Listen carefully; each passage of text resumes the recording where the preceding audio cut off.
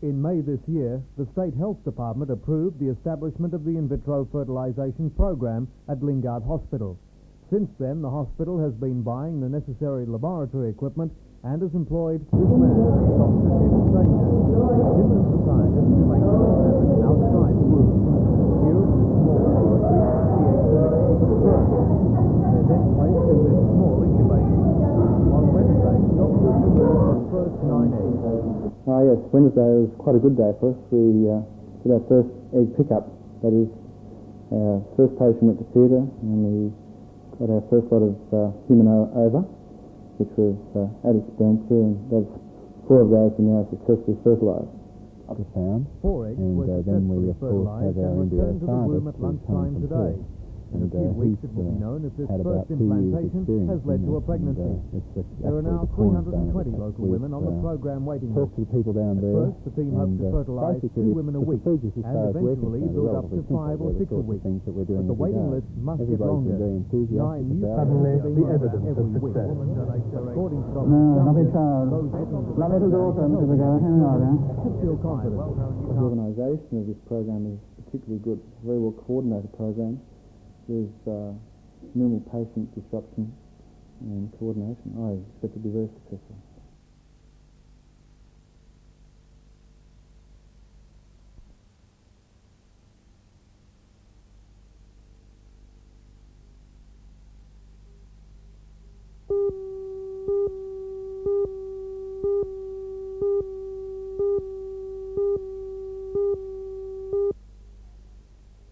I must say that there might be some words or some sentences of what I've said that in retrospect I might consider changing in light of subsequent events. However, I stand by the facts, and the Minister has not disputed any of the facts that I raised, and in fact he has failed to address the whole issue itself and instead has decided to attack me, to attack a foster association, and to simply try and uphold and justify his policy, the effect of which I believe to be disastrous. Mr Walker's expressed concern that you have other case histories that you might be raising in Parliament. Will you? He must know that he himself saying that I have other case histories on this in itself is an indictment on the system. If he knows that there are other problem areas, then in heaven's name, why isn't he fixing them? And I think from his own mouth it's an indictment of his administration of the department. In terms of raising them, whether I raise the issues in a similar way to the way I've done this in this case or not remains to be seen. However, raise them I will.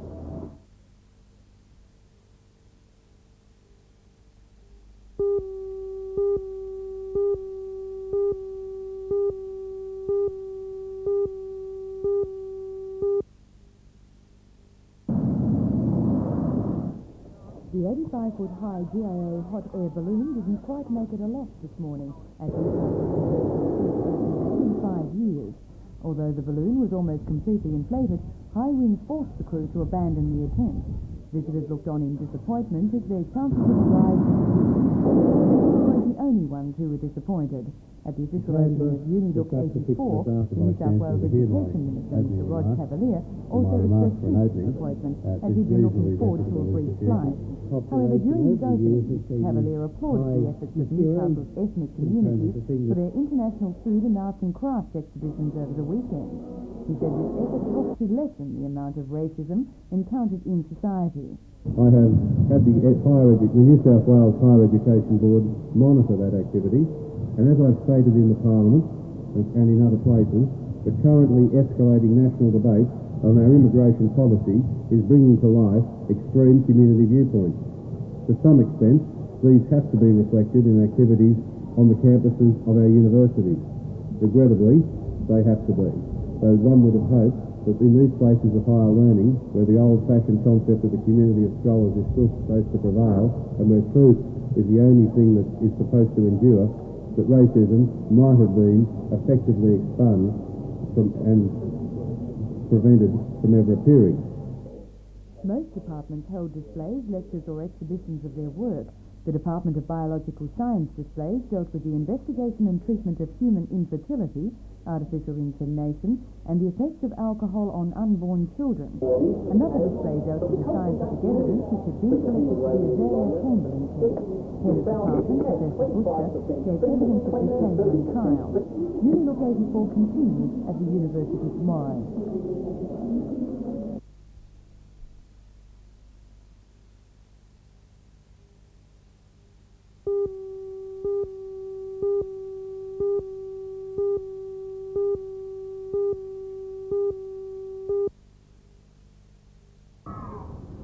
A record crowd for a second division grand final of 5,500 people saw a tight but low-scoring game of league.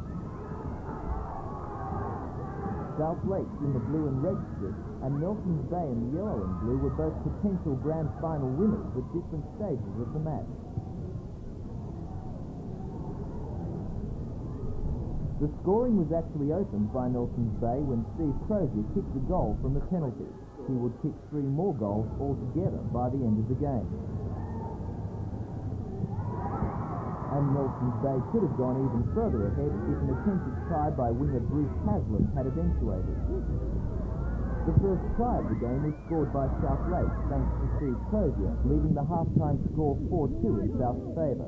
9 minutes from the end of the game, Nelson's Bay were leading again 10-8, but victory was snatched from them a few minutes later when David Ridings of South scored the final try and Ross Dillon converted.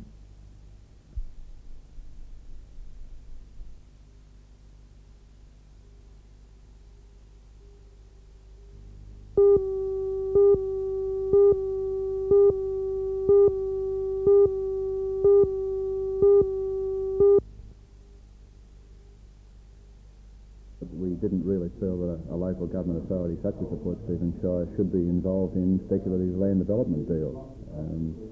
We didn't see it as a function of a council. It's more something that should be done by an entrepreneurial businessman or companies of that type. The 600-hectare site at Salamander Bay will incorporate a town centre and a number of subdivisions which will ultimately house some 10,000 people. A spokesman for the council says by developing the area itself, the council can reap the financial and planning benefits to ensure that the new township will have all the community amenities it needs at no additional cost to the ratepayers. It will also mean that the council has full control of the type of development that is undertaken in the area. The first stage of the shopping complex will have a Shui supermarket and variety store and 24 specialty shops. And the second stage will be built when the population and demand in the area increases. Shire President of Port Stephens, Councillor Roy Taylor, says although the council does own the land, it's engaged a consulting firm, Centennial Projects, to develop it.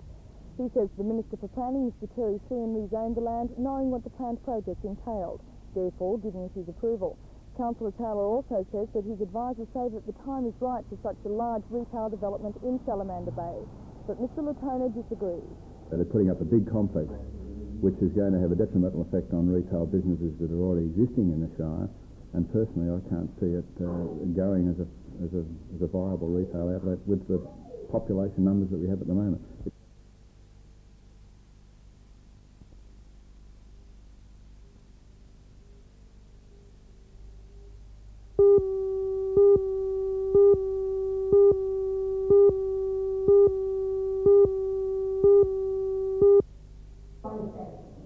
The Newcastle gathering endorsed the decision of earlier delegates' meetings to call for a 24-hour stoppage throughout the country if employers persist with their opposition. The decision by the Arbitration Commission sets out longer notice of dismissal and grants automatic severance pay. A ruling the employers say places many businesses in jeopardy. But the unions are adamant the new provisions will become part of the award and will help improve the development of the metalworking industry. The Newcastle meeting was addressed by the Assistant National Secretary of the AMFFU, Mr Laurie Carmichael. Firstly, there will be a campaign of claims on employers to agree to the original draft order of the bench as a minimum condition in each of the establishments. And we're going to set up organisation in all centres around Australia to conduct that campaign. Secondly, to have a workshop campaign of meetings to recommend and get support for a nationwide stoppage of work on 2 questions. That is the redundancy award of the Commission and industry development programs that we're putting to government. the third thing that was agreed to today is that there should be a demand upon the ACTU and its state branch Labour Council to convene delegates meetings of all unions to discuss the redundancy award, because it's clearly intended to be a test case from the metal industry award flowing to all other awards.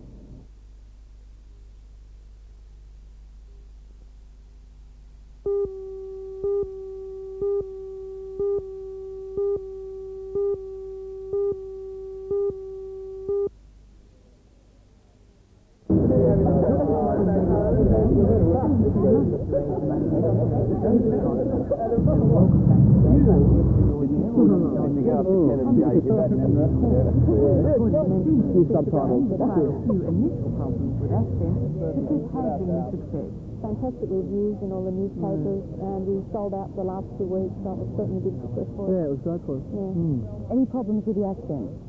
Sometimes we talk too fast. Yeah. And we had to slow down. Angela, Betty does Shirley, and sometimes Shirley kicked along a bit fast for them. Yeah, the first night, some of the comedy, they didn't understand it, so we changed things around and spoke a bit slower and then... Use subtitles. You should be here, isn't it? You're singing up the pet level.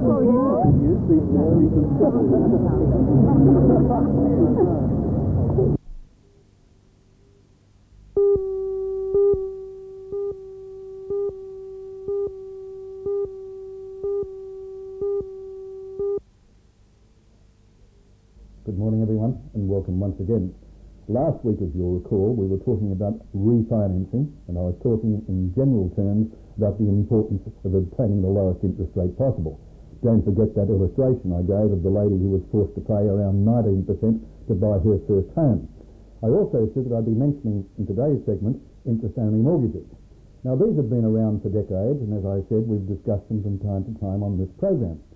But in going and looking for an interest-only mortgage, it's very, very important to watch out for what we might call hidden costs or heavy brokerage charges. Now, in normal circumstances, and let's explain what an interest-only mortgage is. You're borrowing money for a fixed period of time, probably 3 years, it may be 5 years, and sometimes it can be a little longer. And as the name implies, you are not paying any of the principal off the loan. You are only paying interest, hence the name interest-only mortgage. But at the moment, and hopefully interest rates will continue to fall, we're looking at interest-only mortgages of around 13.75%, perhaps even 14%. But I again go back to my comments about hidden charges and brokerage costs. I am delighted to say there is at least one, and there could be others, and hopefully there are others, one stockbroking firm in Australia, namely Ord Minnett and Partners, who are offering interest-only mortgages at an interest rate of around 13.75%. And go back to what I said last week, that's a vast difference between 19%, and most important of all, Ord Minnett's interest-only mortgages do not involve you in any brokerage charges or hidden costs whatsoever. So that's another alternative. If you're thinking of refinancing, or if, for example, you're knocked back for a loan in the normal course of events, well, then you try interest-only mortgages, because, believe me, they're beauties. I'll see you again next Monday.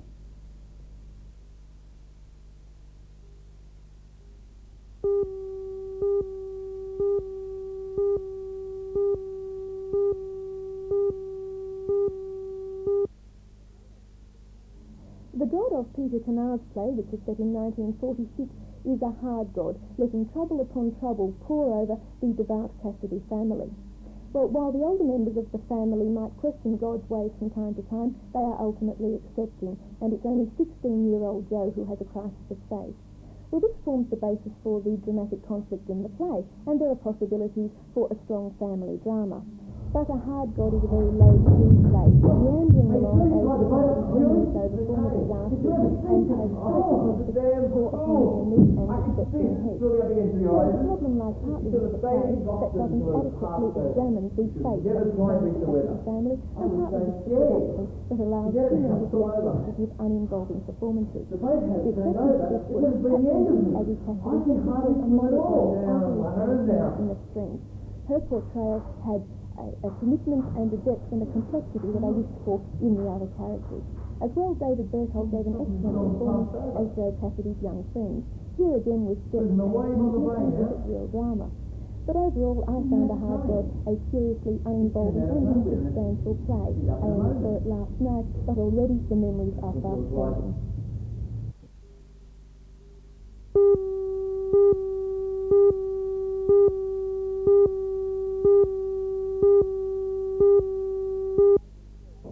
We'll just wave them through, eh? Keep them going? Yeah.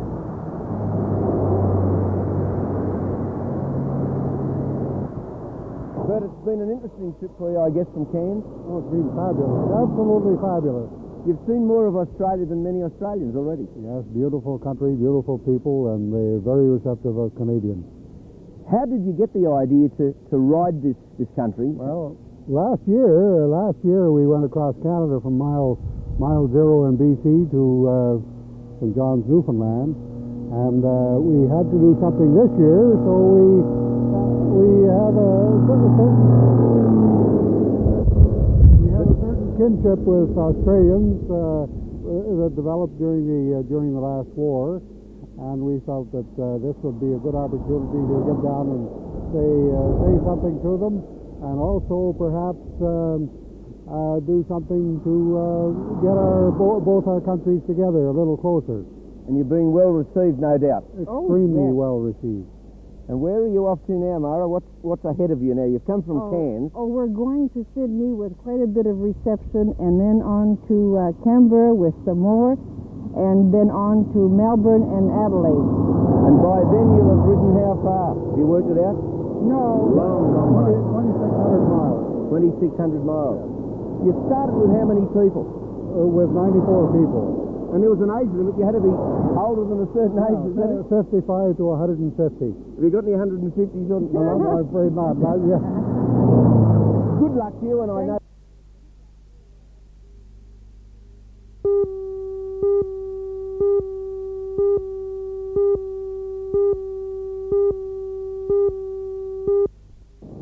New South Wales completed its innings on Saturday at 9, declared for 409 after being 6 down for 382 over 9.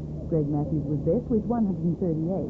With 20 minutes lost by rain, but still an hour of the second day to go, the home side was 3 down for 202, with Rick McCosker on 87 and Eric Higgins on 38. Meanwhile, Newcastle captain and national selector Rick McCosker continued yesterday where he left off on Saturday night, compiling an unbeaten 189 after being 120 overnight.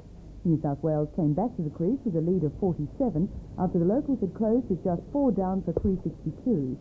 They batted for 2 full sessions to be 2 for 196 at stumps, with captain Dirk Wellham on 28 and Trevor Chappell on 21. Peter Clifford was out 93 and John Dyson out for 50. Best Newcastle bowler yesterday was David Palmer, who finished with 2 for 46 off 25 overs.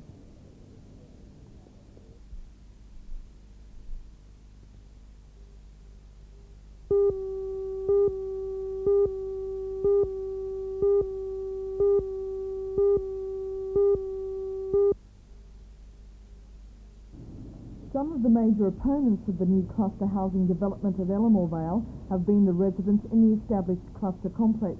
They say that living in such close proximity to neighbours has caused tensions. Privacy is something that's lacking, and the fact that all women in the complex are unemployed with little access to childminding facilities is adding to the frustration. Alderman John Manning, who along with Alderman Parker called for the inquiry, says he supports the concept of cluster housing, but he says these claims must be examined.